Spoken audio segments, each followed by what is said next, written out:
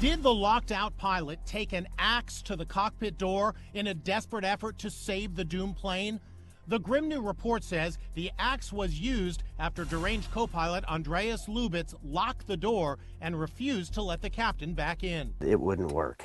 The door is fortified to the point that you could never enter it in any short period of time. What's it made out of? Kevlar. Kevlar, like a bulletproof vest. Yeah. Peter Sarusek of Southern California Aviation says axes on American planes are secure and not accessible to potential terrorists. These artist renderings depict how the captain first tried pounding on the door with his fists. Then he tried to kick the door in. Nothing is getting through. They are bulletproof, and nothing will break them. When all that failed, he reportedly went for the axe and vainly tried to smash his way in. In the wake of Lubitz's suicidal meltdown, airlines around the world are adopting the U.S. rule that there must be 2 crew members in the cockpit at all times. Among them, Lufthansa, Virgin, Air Canada, Icelandair, and Norwegian Air. There are other strict rules in the U.S. about access to the cockpit.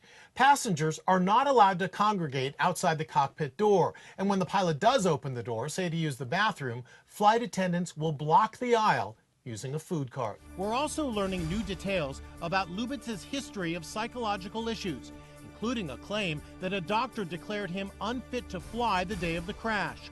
A ripped-up medical note was found in his home.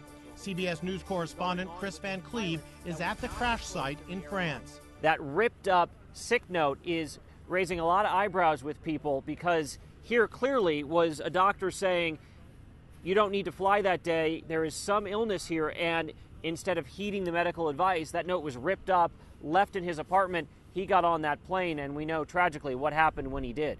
It's also being reported that when he attended his flying school in Phoenix, Arizona, Lubitz had to repeat classes several times due to depression.